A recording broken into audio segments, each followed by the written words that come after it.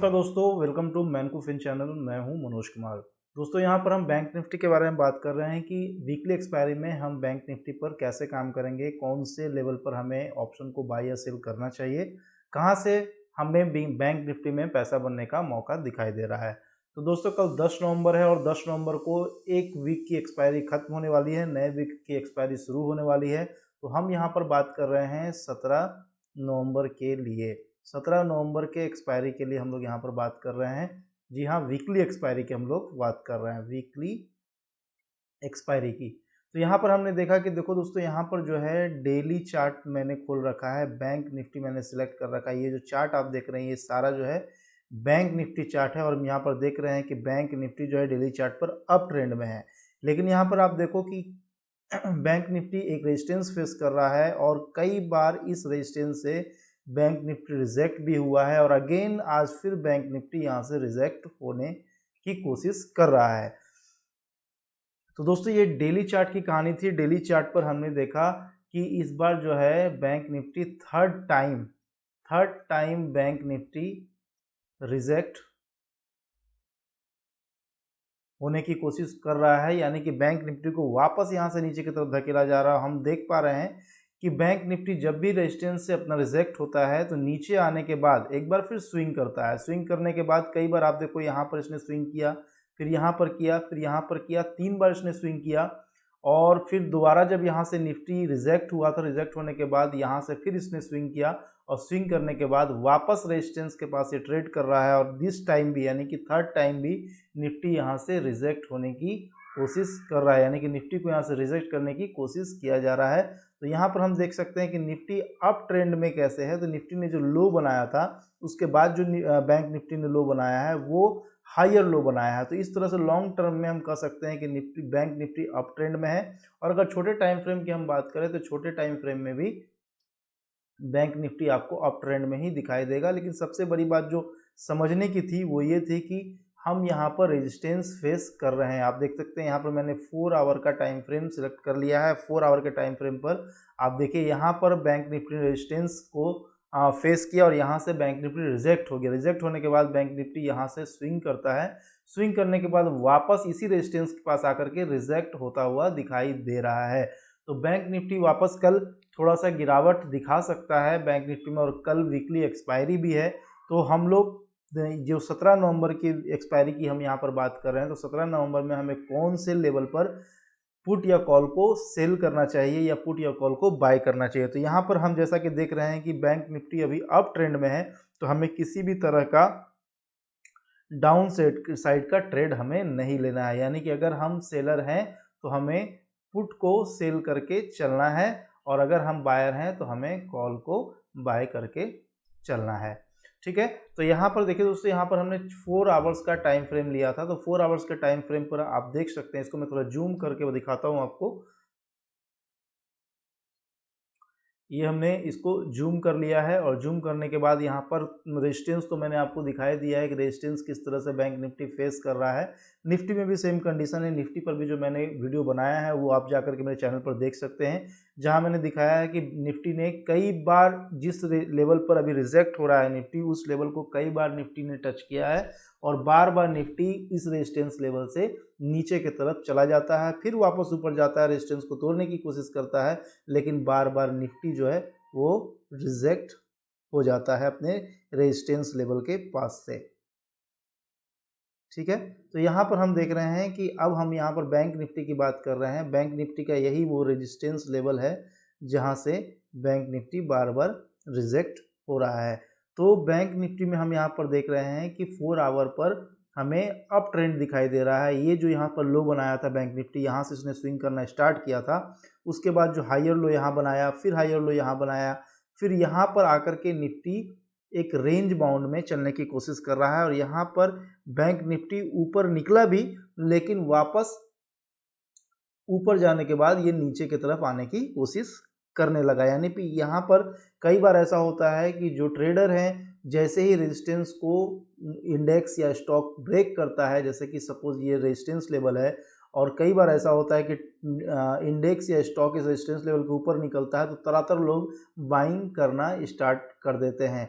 लेकिन क्या होता है कि बाइंग करने के बाद वापस जो है इंडेक्स या स्टॉक जो है वो रेजिस्टेंस लाइन के नीचे चला आता है, फिर वापस ऊपर जाता है और फिर रेजिस्टेंस खा करके रिजेक्ट होकर के वापस नीचे जाना शुरू कर देता है। तो यहाँ पर हमने देखा कि किस तरह से बैंक निफ्टी जो है अप ट्रेंड को फॉलो किया और यहाँ पर ये रेंज बाउंड हो गया। रेंज बाउंड होने के बाद इस लाइन के ऊपर तो निकलता है,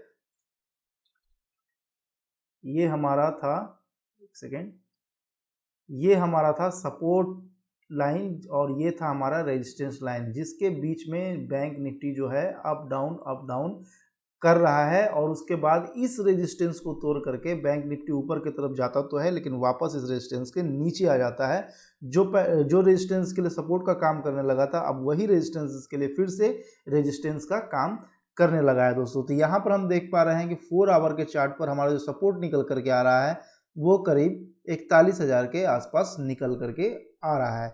तो दोस्तों हमें जो है वीकली एक्सपायरी में काम करना है, तो बहुत बड़ा रेंज हम लेकर के नहीं चल सकते। हमारा सपोर्ट तो इस लेवल पर भी है, इस लेवल पर भी है और इस लेवल पर भी है। हम चाहे तो यहाँ भी पुट को सेल कर सकते हैं, यहाँ भी सेल कर सकते हैं और यहाँ भी सेल कर सकते हैं, लेकिन क्या होगा कि हमारा जो प्रीमियम है वो बहुत कम हो जाएगा। हमारा जो प्रीमियम है वो बहुत लेस हो जाएगा और हमें प्रॉफिट बहुत मिनिमम होगा। तो हमें क्या करना है, हमें तो वीकली एक्सपायरी में काम करना है। तो वीकली एक्सपायरी में काम करने के लिए हमें बहुत ज़्यादा बड़ा रेंज लेने की आवश्यकता नहीं है। तो हमको अगर पुट सेल करना है, अगर हम ऑप्शन सेलर हैं, तो हमें पुट के 41,000 के स्ट्राइक प्राइस पर पुट को सेल करना है। और अगर हम बायर हैं तो हमें 42,000 पर अगर हम सेल करते हैं तो वो एटीएम हो जाएगा, लेकिन हमें एटीएम पर सेल नहीं करना, हमें थोड़ा ऊपर जाकर के सेल करना है। तो हम कॉल साइड के 43,000 का जो स्ट्राइक प्राइस होगा वहाँ पर हम कॉल को बाय कर सकते हैं, ताकि हमारा रिस्क रिवॉर्ड रेशियो जो है वो मैनेज होता रहे। तो 41,000 के स्ट्राइक प्राइस पर, 41,000 के स्ट्राइक प्राइस पर हमें पुट को सेल करना है और 43,000 के स्ट्राइक प्राइस पर हमें कॉल को बाय करना है। तो 43,000 के स्ट्राइक प्राइस पर हमें कॉल ऑप्शन का प्रीमियम कितने में बाय हो रहा है वो हमें भी देखना है। साथ ही 41,000 के स्ट्राइक प्राइस पर पुट का जो प्रीमियम है वो हमें कितना रिसीव हो रहा है ये भी हमें देखना है। उसके बाद हम बात करेंगे कि हमें स्टॉप लॉस कहाँ रखना है। तो इससे पहले हम लोग चलेंगे ऑप्शन चेन की तरफ और ऑप्शन चेन में हम जानने की कोशिश करेंगे कि 43,000 के स्ट्राइक प्राइस पर हमें कॉल का प्रीमियम कितना पे करना पड़ रहा है और 41,000 के स्ट्राइक प्राइस पर पुट का प्रीमियम कितना रिसीव हो रहा है। तो चलते हैं हम अपने ऑप्शन चेन की तरफ।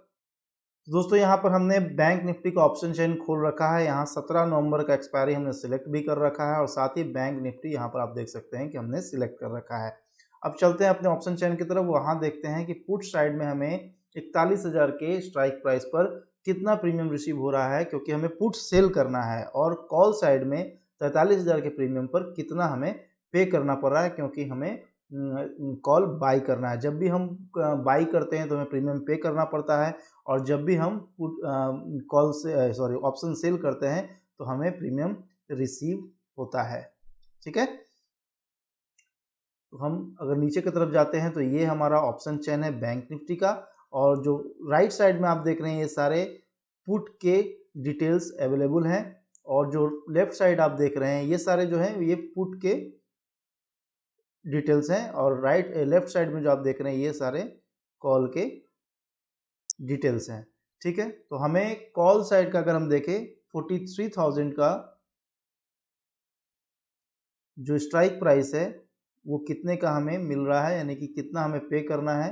तो 43,000 का जो स्ट्राइक प्राइस है वो आप यहाँ पर देखें, 43,000 के स्ट्राइक प्राइस पर हमें 62 रुपीज़ प्रीमियम पे करना है, यानी कि 62 को अगर 25 से हम मल्टीप्लाई करेंगे तो करीब 1550 रुपये आता है, यानी कि हमें यहाँ पर 1550 रुपये का प्रीमियम पे करना है। कोई बड़ी बात नहीं है 1550 रुपये का प्रीमियम पे करना, इतना रिस्क तो आप ले ही सकते हैं अगर आप ऑप्शन बायर हैं तो 1550 का अगर हम प्रीमियम पे कर रहे हैं और हमारा प्रॉफिट करीब 1000 के आसपास हो जाए तो हमें स्क्वायर ऑफ कर देना है, ज़्यादा हमें वेट नहीं करना है। क्योंकि मैं हमेशा बोलता हूँ अपने वीडियो में कि जो भी ऑप्शन बायर है उनके लिए थीटा जो है, थीटा डीके जो है वो बहुत बड़ी दुश्मन का काम करती है, उनको लगातार नुकसान पहुंचाने की कोशिश करती है।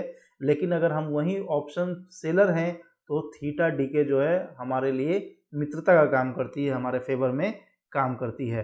तो यहाँ पर हम 1550 रुपये का प्रीमियम पे कर रहे हैं, जिसमें अगर हमें 1000 का प्रॉफिट होता है तो हम यहाँ पर अपने पोजीशन को स्क्वायर ऑफ कर देंगे। और 1550 के प्रीमियम अगर हम पे कर रहे हैं और 750 का हमें नुकसान हो रहा है तो भी हम अपने पोजीशन को स्क्वायर ऑफ कर देंगे। ज़्यादा वेट करेंगे तो ये पूरा का पूरा 1550 रुपये हमारा नुकसान हो सकता है। तो ये रहा हमारा कॉल साइड का, जहां हमें कॉल को बाई करना है। अब हमें पुट साइड की बात कर लेते हैं कि पुट साइड में हमें क्या करना है। तो पुट साइड में जो है हमने बताया था आपको कि 41,000 के स्ट्राइक प्राइस पर हमें पुट को सेल करना है, जहां हमें 170 रुपये का प्रीमियम रिसीव हो रहा है।